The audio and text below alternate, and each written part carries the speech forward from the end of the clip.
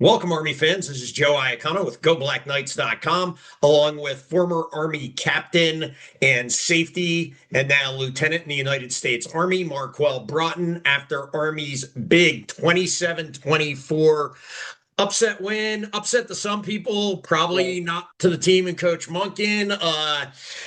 Wild enough, the Alamo Dome, where UTSA plays like they're Ohio State, Army has never lost in the Alamo Dome to Never have we. UTSA. We did lose to Notre Dame there about 10 years ago, but never lost to UTSA in what we can now affectionately call the Army Dome. So huge win, back and forth game against a really talented UTSA team. They've got superstars all over their field. Their linebackers, as we told you guys, coming in are transfers from Bama and TCU. They are just loaded with P4 athletes. Coach Monken and Coach Worley said they were the most athletic defense they've played against all year. They knew that coming in. Marquel, what were your overall thoughts on the game and the win? I actually liked the way Coach Worley played the offense. As you saw earlier in the game, we were going a lot to the outsides, right? That kind of hits the point of those athletic middle linebackers, those linebackers that you were talking about. We're trying to hit the outside, getting the speed going with Noah Short. I know we'll talk about his touchdown, and then another touchdown that or not a touchdown threw, but a big pass that he threw. But it was all scheming wise, and I think that offensively we schemed pretty well. Defensively, it comes to a point where on defense, you're not going to stop them every drive, but you got to stop them when it matters, and I think that's how it went. But I thought it was a great game. There was a point in the fourth quarter on the television view where Coach Monken is screaming at everybody, and he's throwing up the fourth quarter Warriors, and it just showed what Army football is, and it just shows that culture. And I just think it was a great game. Definitely something we needed going into these next couple weeks leading up to Navy. Absolutely, and it does get Army Bowl eligible. A lot of speculation right now about where they'll end up, but looks like most probable Armed Forces Bowl, which has been like a second home for Army in a Yep. lot of cases, against probably a Big 12 team is what it's looking like. So that'll be great. Yeah, it was interesting. I asked Coach Monken about the game planning offensively in the post game presser, right, and what the viewers on TV and in the stadium may not have seen. I could kind of tell right away Cale Helms wasn't 100%. Okay. Um, and Cale confirmed that in the post game presser. He said, this morning he wasn't really feeling great. And he said, I'm going to quote him. He asked God to lay his hands on him and heal him. And we got what we got, which was Yeah. great. So, but you get, and so I asked Coach Monken, was the game plan to go away from Cale because he was hurt, or was it something we saw on the perimeter, like you were saying, Marquel, to get away from their linebackers inside who are so tough? Or was it trying to get Noah the ball more because he is a playmaker? He's probably the one guy on the offense who can break plays big time. And Coach Monken said it was kind of a combination of all three, which makes sense, I Right. think. And so, right, there were a lot of like third and mediums where typically we just line Kale up and gun and let him follow Rendina.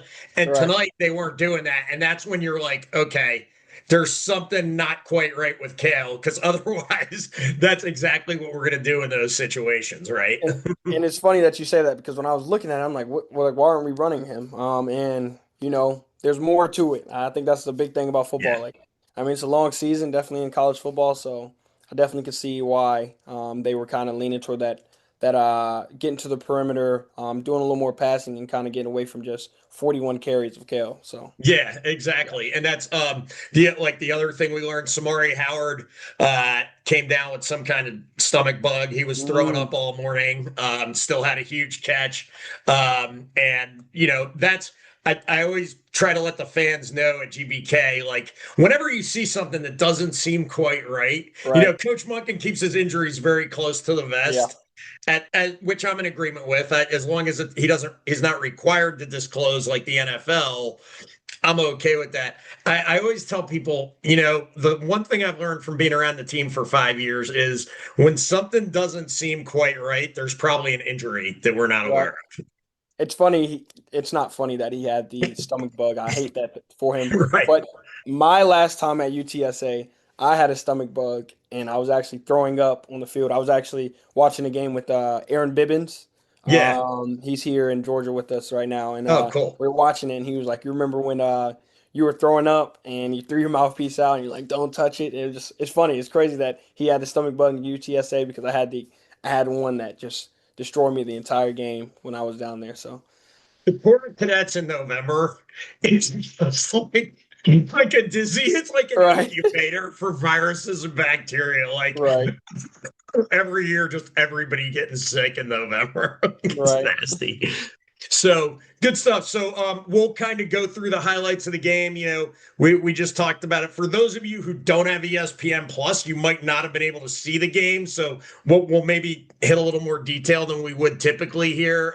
Most of the people I talked to were able to get the game, but that never makes it easy when ESPN does that. Right. I get it. It's rivalry Saturday. There's great games on all over the place. But talk a little bit about UTSA's dominance in the dome and the fact, I mean, you were on the 2020 team that went in Yep. there and beat them. And then we beat them there in 2023, the year after you graduated. And now again, you know, they're great against everybody there except Army. So Yeah. what's the deal? I mean, it's funny though, because UTSA, I think I saw it was 25 games, consecutive games, one at home.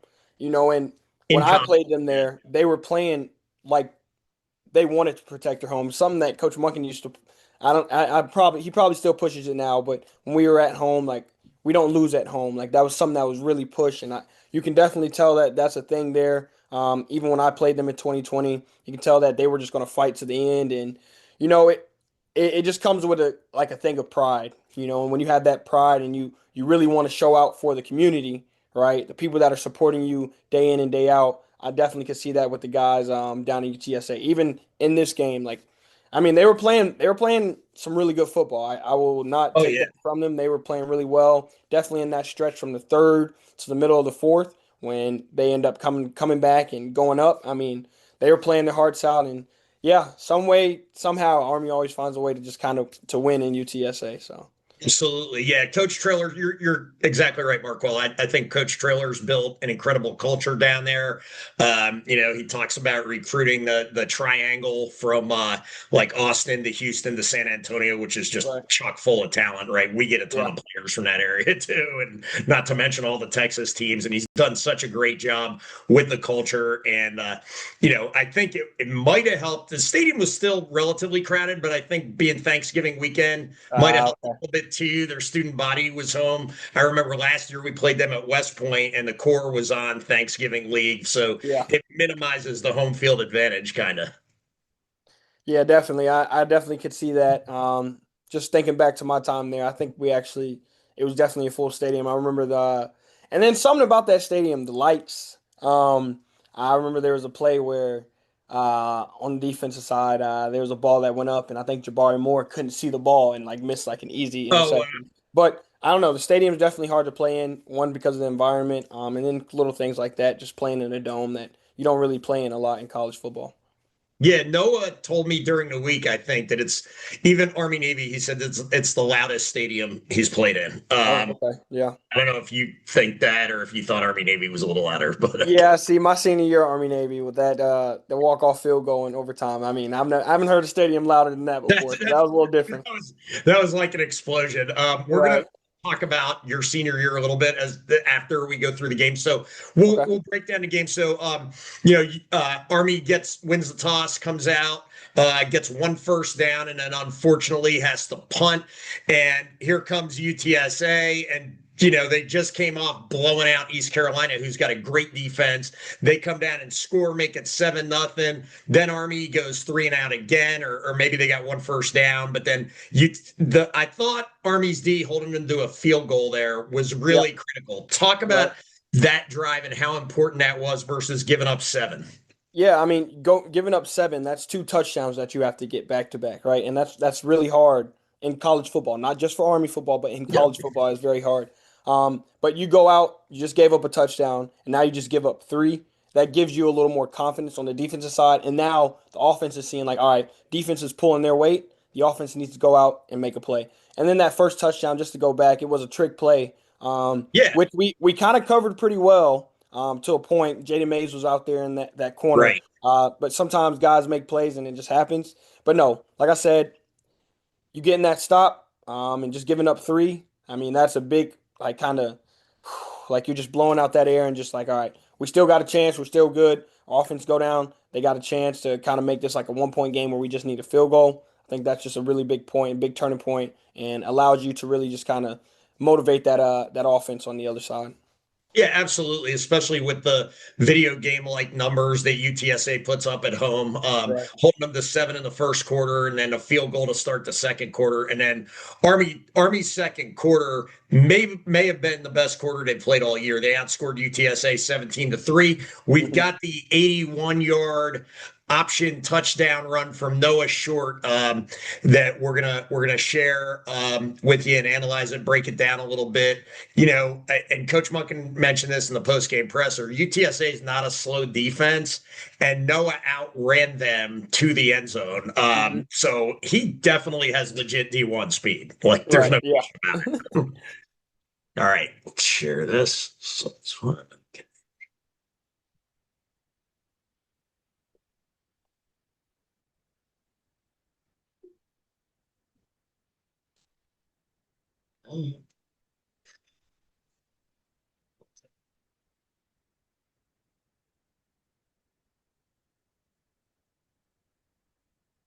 Okay, here's Yep, here the it goes. 81-yard run. Can you see my screen, Marquel? Yep, I can see it. Okay. All right, just kind of do it like how we did it last time. I'm Yep. looking at this now. You see that as a really crowded box. You see at the Right. top side of the field, they're pretty heavy. So you look at numbers wise. We got at the bottom of the field, we got 1, 2, and then you have that middle linebacker that can kind of play both sides, right? Yep. And we have that slot, Howard. We have him coming back to this side, so that adds our numbers. And then we also have that B back coming to help with the blocking. What a lot of people don't see when they watch this is these O linemen getting to that second level, right? Them getting to that second level, that is the most important thing that's going to happen in this play. So if you run it, you'll see our tackle. Yep, our tackle get to that second level. Yep. Blocks off that Will linebacker. Yep. Right? And now we have Right 2 there. people coming out on this outside, giving this lane for a really fast Noah Short. When we talk about fast, Noah Short, his freshman year, my senior year, he had flipped from defense to offense, and I used to have to cover this guy. And I promise you guys, he was really, really fast. But yeah, to keep going with the play. A huge block here. Yep. I was just about to say this block here, just a great block. Great block here.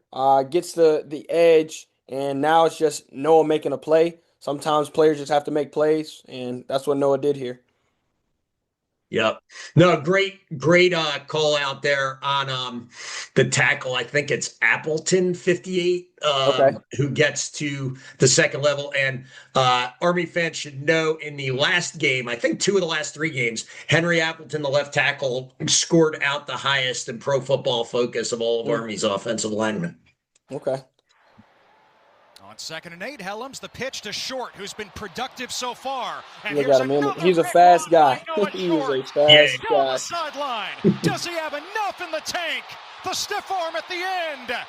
And this is a game changer, right? You think back to being down 10-0. We just got that stop on defense for 3 points, and that just goes back to what we were just talking about, Joe. Like, now the offense has to make one big play, and we're back in it. And that's kind of what happened. Big momentum. 10-7. Like you said, game changer. Really, it's like, okay, now we're okay. And then the defense comes back, gets a stop, right. Which is huge. And then the offense comes back down, put together a really nice drive. Dawson Jones finishes it off with a 27-yard field goal to tie the game at 10. Dawson Jones made all his kicks today, which was really important. The punter, Wagon Seller, had a really nice punt out of deep in Army territory at one point. They almost flipped field position. It was like a 60-yard punt. And then, yeah, Army's defense really started stepping up. And you're 10-all. And UTSA did what Army normally does. They defer, so they've got the opportunity to dominate that middle 8 and go get the score before halftime and the score coming out of halftime. But lo and behold, Jaden Mays gets the pick 6. We've got that clip as well. We're going to break it down, but just talk about maybe what you saw from the defense on that series of downs from UTSA. You know, their quarterback McCown's super prolific. That was the first interception he's thrown in the dome all year. And just talk about kind of what you saw from the Army D-backs and just the defense as a whole. And then we'll talk about Mays' pick 6. Yeah. On that quarterback, before we played them this week, I looked at your post on Go Black Knights, and I didn't know much about that quarterback until I looked into him a little more after that. And I mean, he's playing really good ball, making really good decisions. And that's kind of what's driving that UTSA offense. But that drive, you know, just being in the right place at the right time, trusting what your coach is doing, and that's what you see through this Army defense. And you know, yes, we'll lose first down, but we're gonna get back on our feet and win second and third down, and then kind of leads to things like this with the interception. I think, you know, as we may have talked about this last time I had you on for the Air Force game, but I think one of the things that's really impressed me with Coach Woody over the years is just the way Army's defense does not give up big plays. It's just the other team will get some first downs here and there. It'll move the ball. I can't remember if I told you this or not. My dad was a DC in high school when I was a kid. Okay. And he always used to say, Joseph, they don't get any points for first downs. So that's kind of that Belichick bend but don't break philosophy. Right. I always like that. And Army's defense does such a good job with that. And then when they have to be opportunistic, you saw what happened there. Right. Yeah, and Coach Monken kind of preaches that as well in our 7 commandments, right? It's like, don't give up big plays. Like, that's something that's preached through Coach Monken, which is also funneled through Coach Woody and then funneled through that defense. And, you know, you see it day in, day out with Army football. Good stuff. And we are going to go through the pick 6 here. So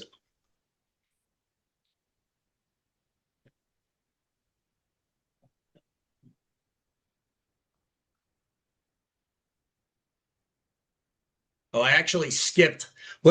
I skipped this on Army's field goal drill. Oh, yes. They had the double pass from Noah Short to Brady Anderson. So we'll go with this. I did not have Noah Short completing a 32-yard pass to Anderson on my bingo card today. Me neither. But so what do you see in UTSA's defense here and how they're aligned? All right, just before, like, kind of thinking like Worley here, right? We're killing them on that edge. We're getting to that perimeter. We just had a long touchdown with that perimeter. All right, let's go ahead and get them to bite. So what they do here is they go with that motion, just similar to what they did on the long pass. However, that slot goes all the way back. We pitch it over to Noah, right? Yeah. And that gives him that opportunity to see that the defense is biting. You see that corner coming down super fast. Yeah, Noah kind of had to make a crazy pass here, but, you know, we go out and nice and pass protection by Carson Smith. Yep, great blocking there. Just give him enough time to see what he can and, you know, just make a play. And that's kind of what happened here. The ball was a little underthrown. Threw it off his back foot because he had 2 guys in his face. Yeah. But we find a way to make plays, and what I used to preach a lot is players make plays, and big-time players make plays at big-time in big-time events, and that's kind of what he's doing here. And look Brady Anderson. Anderson just doing his thing. It's a great catch there. Got a PI call here as well. Yeah. You know, just making the play. Anderson's just super talented for a sophomore. I really like what I'm seeing out of him. That fullback spot. And Short looking to throw. He heaves it. He wants Brady Anderson adjusting to the football. He's got it. A flag is down as well. That fullback big play when we need it. 2nd and 4. Yep. I like some of the misdirection Worley was throwing at him today, too. He faked a couple pitches backside and then came back play side kind of. And it's So funny that you say that because we were just talking about it at my house, how Tyler, Cade Ballard, Jabari Laws, there's a couple plays that the exact same play we run where it's like a little misdirection and it's a QB counter to the back end. nice. Excuse me. And we both hit it. We hit it today as well with Kel. Yep. So here is the pick six. All right. So unfortunately, Jaden's down here at the bottom of the screen. Mm-hmm. The safeties aren't in the screen, unfortunately. But Yep. Kind of tell us what you see here defensively for Army and what you're reading as a D-back. They've got 2 receivers down here. They've got 3 up top. All right, just to start, I see it's empty. That's going to spread our defense out a lot. So as you can see, our Mike linebacker is pushed out to closer to that hash. And yeah, I see that's my original thing right there. I see an empty backfield. I know that this is most likely pass. I'm looking at this tackle. You see he's kind of sitting back on his heels, knowing that it's Yep. pass. So our pass rush is going to let us know that it's pass somehow. I don't know if they still do that, but that's something that we definitely preached when we were there. So here for Jaden Mays, I got 2 to my side. I know I'm on the back side of things, and they're closer to the right hash. So, excuse me. That pass is going to be the easiest, right? Getting to Yep. this side is going to be easiest. 3rd and 3. It's short. It's something short. They don't want to go deep here because it's pointless, right? Right. You're going to go somewhere short. That's either going to be from the 2 or the 1, obviously, or something coming across. I don't know exactly what defense we're in here, but you can play it from now. We rush 4. All right, we rushed that 4. Look, as you can see, number 2 And there's a with an stunt out route. Yep, he's coming with that out route. Jaden sits on it. Passes a little over his head. Yep. And Jaden Mays is just in the right place at the right time, as I said earlier. But the big thing of this after is the blocking, right? You get an interception as a defensive back. You're thinking like, oh, I got to score, and you're trying to see too much, right? But the blocking here, look at Eric Ford. Oh yeah. Boom, good block there. Seals it out. Boom. 97, what a nice 97 block. out there, and then after that, the UTSA guy on that. For chop blocking right there. Yeah. But yeah, I mean, after that is just get to the end zone some way, and Jaden made a nice little juke move. Nice move here. Nice little juke 23 move. runs him down. Yeah, he does. Jaden makes a nice little juke move, stays on his feet, gets in the end zone. Big play for the defense right before the half. How much does Andon Thomas, 51, the Mike linebacker, influence this throw being a little high maybe? Because I see him coming over. Or was it just a bad throw? Yeah, I think maybe the D line got to him a lot quicker. However, Andon's sitting on it, just knowing that all right, this pass has to be really tight. It's definitely something the quarterback is thinking. That's why you can see he tried to bullet that in a little bit. Mays with a flag down inside the 20. Henderson, the track star, trying to bring him down, and Mays is on. Motion out wide. The count. Cut my volume. Hold on.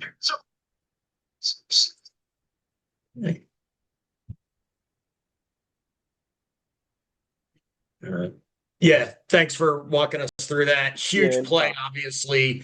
The difference between them going up maybe 13 or 17 to 10 versus Army taking a 17-10 lead, and then we stop them again before halftime with a sack. I thought the D-line got more pressure today than I've seen them get in a little while. Jack Bowsum, who I think is a really talented sophomore at the end. Eric Ford had a big game getting pressure, and then a kid I hadn't seen prior to today, Cale Newton. I think he was 97. He seemed to have a big game. Okay, yeah, I definitely saw the pressure getting there a lot more than usual. So definitely something I noticed as well.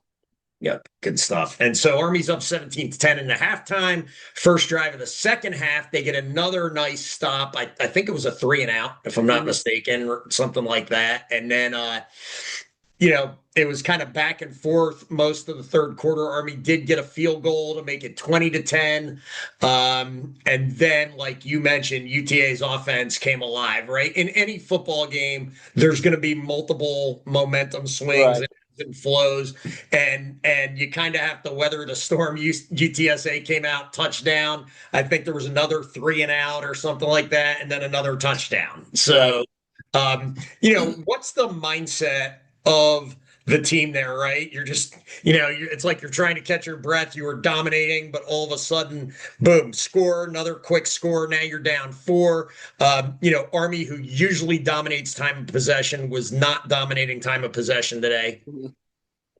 Yeah, I mean, honestly, that's when the leaders come into it. Not just the captains, I mean, the leaders on the team. All leaders in every position group need to come together and really like encourage them to keep going. And I refer to Coach Monken throwing up the bones, right? The fourth quarter Warriors, around like 4 or 5 minutes when we're down 24-20. Just like really pushing that energy into each other, like that this is going to happen. We can make it happen. Like we don't have to give in. And I think that's where the mindset needs to go. All the leaders need to step up and really just push the guys just to keep going, keep fighting. And there's 4 quarters, right? And each quarter has 15 minutes, right? Until all 15 minutes of every quarter is done, the game's not over.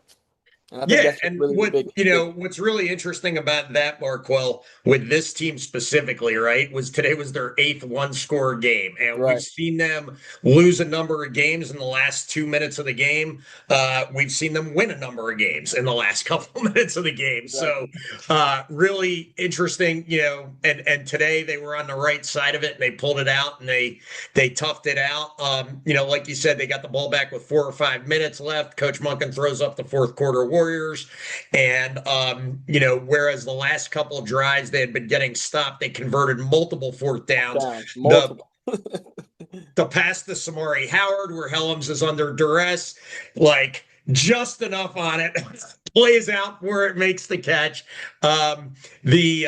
Then they complete another pass to Parker Pulaski, I think, in the middle of the field. Mm-hmm. And then, of course, 3rd and goal at the 4, and they run the boot to Parker Pulaski. Helms throws it a little behind him, but he makes the catch. Talk about, gosh, I mean, that drive, there were so many like 3rd and medium, 4th and medium, and just every time they had to come up, and it wasn't their typical, just getting gun, let Rendina blow a hole wide open and do QB follow, right? Right. Yeah, just having some more ingenuity, and that's kind of what Coach Worley had to do with the circumstances that you explained earlier with Kel being a little injured. You gotta be able to lean on that other person on the team, right? There's 11 people on the field, and just figuring out what guys can make plays, and that's kind of how they did it and went down and scored. Well, we're going to break down the scoring play. Parker Pulaski's touchdown reception was the first touchdown reception by an Army tight end since 2008. Yeah. There's some fans out there who are always telling me, hey, tell Worley to get the tight ends involved more, so they're going to be super excited about this. As if Cody Worley listens to my play suggestions. Thankfully, he doesn't.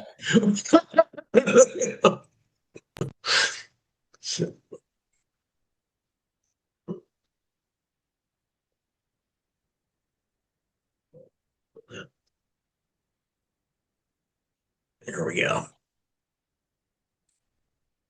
All right.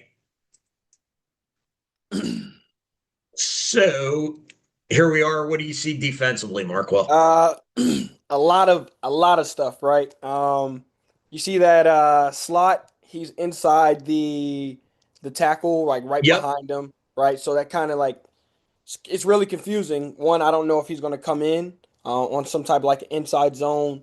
And then also at the top of the screen, Noah Short is off the ball, making that tight end eligible, right? So that's like, all right, so now I got 3 people to my side, which really could be 4 with the B-back, even though Army's maybe not throwing it to the B-back much. It's really confusing trying to figure out, all right, who's going where in this position. But yep, I see that pistol set with that basically a 3-by-1 here at the bottom. And then Liam Fortner, who's a ex-wide receiver, is lined up in the tight end position here. Exactly.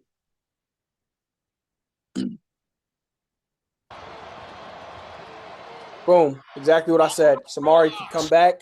He looks Yeah. like he was going to block, but he goes out for a route. Even though we don't hit him, that is definitely something that side safety or that corner is going to kind of come down on, Yep. which opens up this touchdown pass. Yeah, you can see it right there. Right, exactly. That's Two of great. them, actually. Right, two of Yeah, them came and down. I didn't Parker's even get to wide see open that. in the back of the end zone. Exactly. Yeah. Right. They don't know exactly which one is supposed to have it, right? And they kind of Yeah. just both come down thinking that's where we're going, and boom, we hit one right behind them.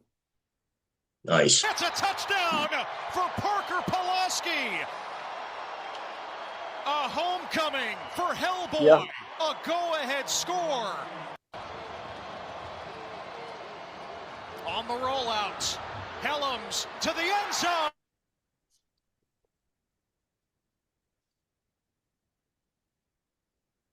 Definitely a big play, though. More I call. definitely would say that. Yeah, that was a good call. Way to walk them through that. That was awesome. Yeah, so then Army's up 27-24, but the game's not over. There's two and a Right. half minutes left. Very strong offense, very quick strike offense. Touchdown or field goal ties it. Touchdown probably gives UTSA the win, and Army gets a stop. I'm pretty proud of myself. I knew they were going to the tight end on fourth Yeah. down. And clearly so did Nate Woody because there were four defensive backs and linebackers around the tight end. Yeah, Colin made a good play. The linebacker was on him as well. It's like they knew exactly what was coming, and sometimes you understand people's tendencies when it comes Yeah. down to that, and I think that's kind of what happened there. And Yeah, it was we like just every big short yardage catch they needed, they went to the tight end. right, Rightfully so. The kid's a heck of a tight end. right. Really good hands, really good receiver. So yeah, I thought Madison made some really big plays that might not show up in the stat sheet, but he had a really good game at safety, especially with Casey out.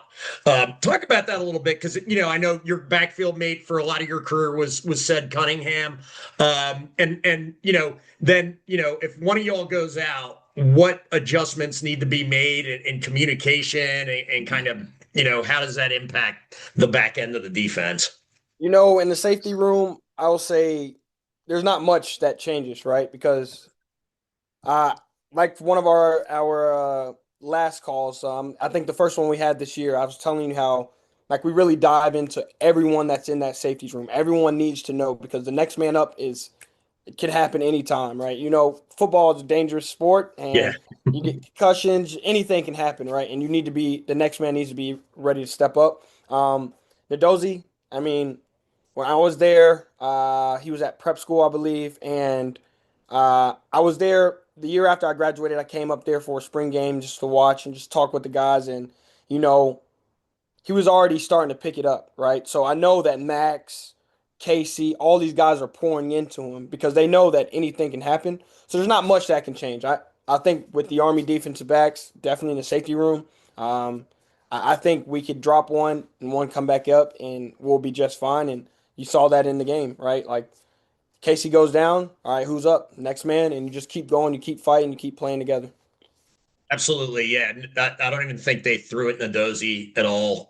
He did such a good job back there, Right. and like you said, Colin had a great game from the back end of the defense. As always with Army's defense, when they play that well, it's a team effort. I really think they've kind of, and I'm not picking on the offense. The offense they lost Bryson Daly, they lost a back who shall not be named to Arizona State. They lost all these guys in the offense, and Right. so it was going to take them some time to develop Yeah. three offensive linemen. The defense kind of I don't want to say it's had to carry, but they've definitely been the strength of the team this year. Obviously you're kind of one of our defensive experts on the show. What's been your takeaway on this defense? There's some games they haven't had to play much because of time of possession. Statistically, they're really good in some areas, not so good in other areas, but I think they've been really consistent and have given a lot of other teams fits offensively. Yeah, I mean, it's all about reps, right? Jaden Mays played on the same field as me. I know we lost Donovan Platt, but he was in that same class, and he played on the same field as me. And I haven't played football in a little time, other than Turkey Bowls here at Fort Stewart, right? But It's the reps, right? We have a lot of guys that have played a lot of football. Casey has played a lot of football for Army football, right? Eric Ford has played a lot of football, right? And that's kind of what's been holding that defense together, right?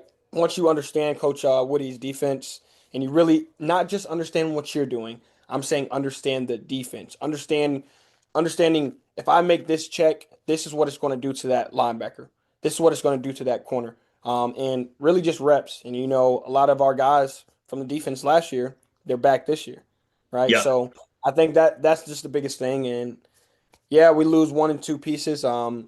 After this season, we're going to lose a lot of guys, but Yeah, I that's believe in the defense. next year's. I think kind of going to be the opposite because the offense really only loses like Noah Short Right. and one offensive lineman. I Mhm. think pretty much everybody else is back, Right. and then but defensively, yeah, We'll it's lose a lot. both safeties, both linebackers. It's Yeah. Eric. There's Gavin. There's so all Yeah. four linebackers really. And it comes with it. It's football. Yeah. But that's why you pour into the guys in the room, all the guys in the room, and you make sure that everyone's ready for that next step. And you keep that culture, you keep that brotherhood alive, and I think that's just the biggest thing. Yeah, and some of the young talent that's been stepping up looks really good. So, now Army's 6-5, they're bowl eligible, which is great. And of course, the biggest game of the year is 2 weeks away, and it looks like the Squids will not be playing in the conference championship unless Charlotte happens to pull off a miracle tonight. So both teams are going to be rested with plenty of prep time. As much as it pains me to say it, Navy's a really good offense. They're very talented. They do a lot of unique things with Drew Cronick, and again, as much as it pains me to say it, Horvath's really talented. He might be the most dual threat quarterback Army's faced all year. Yeah. Heidenreich is a real problem. He's a lot like Noah Short in a lot of ways. But it's Army Navy, right? And the weird thing about that game is usually the team that's the underdog plays better. I don't know why that is. I'll tell you exactly why. It's all about who wants it more. Like that's what Army Navy is, right? We just watched Texas A&M, right? Texas A&M is 11-0, right? But who wants it more? Who's going to play the hardest? Who wants it more? And when you want it more, I mean, it allows you to do things a little harder, right? It allows you to, yeah, I'm tired, right? But I want this. I want this CIC championship. I want this, right? Even going back to Navy's game against Air Force, right? No one thought Air Force was going to be able to play with Navy, right? Yeah. And what did Air Force do? They played with Navy. They played really well. Came down to like the last drive, right? It's all about who wants it more. And I know the big thing that I'm going to push to the guys in the safety rooms with like Casey, like I can go to anyone and tell them that my senior year, I won Army Navy, right? And you need to push that to your seniors and make sure that they can say the same. There's so many parallels between your senior year and this team's senior year. The record's about the same. I think you guys had some disappointing, questionable losses throughout the season, but also some really good wins. You were coming off a great team that got upset by Navy. This team was a great team that got upset by Navy.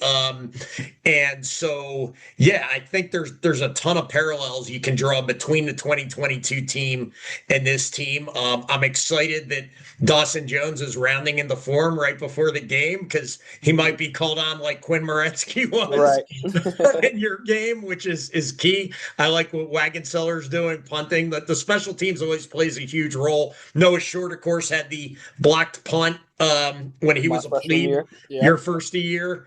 So, I'm with you. I've heard that for a long time. Bob Sutton, who was the head coach at Army when I was a cadet way back in the dark ages, used to say the more desperate team always wins that game. And I think it's going to be way closer than the experts probably think. And I think Army's got a real shot because of their desperation. For those of you who are probably wondering, Marquel and I talked before we came on air. Casey Larkin had a stinger. So while that is a serious injury, knowing Army Navy and knowing Casey, I don't think that's going to keep him out of the game. So, And he got a couple weeks to prepare, so he'll be good. Jackie and absolutely. them do really well. So Everybody's got time to rest up and get ready. It's going to be exciting. I think get ready for just a knockdown, drag out. Should be an awesome game. We're really looking forward to it, and that gives the Army team an opportunity to win the Commander in Chief's trophy, which is always right, pretty much the biggest. yeah. I know the goal. I know what Coach Munkin says. The goal is do your job, follow the plan, but really Right. the CIC's down there. CIC. Yeah, it's definitely down there. Yeah. So good stuff. Marquel, any closing thoughts, parting shots before you go? Really appreciate you coming on, taking the time as always. Your insight on defense and the way you break down plays is something we really appreciate here at GBK. So Yep, nothing on my end. I just appreciate you letting me do this. It's a highlight of my day. I enjoy it. It makes me feel like I'm involved again and watching a little film. So I appreciate you. awesome stuff, Marquel. Thank you very much. Army fans, once again, from the Army Dome in San Antonio, Texas. Army with the win, 27-24. Go Army.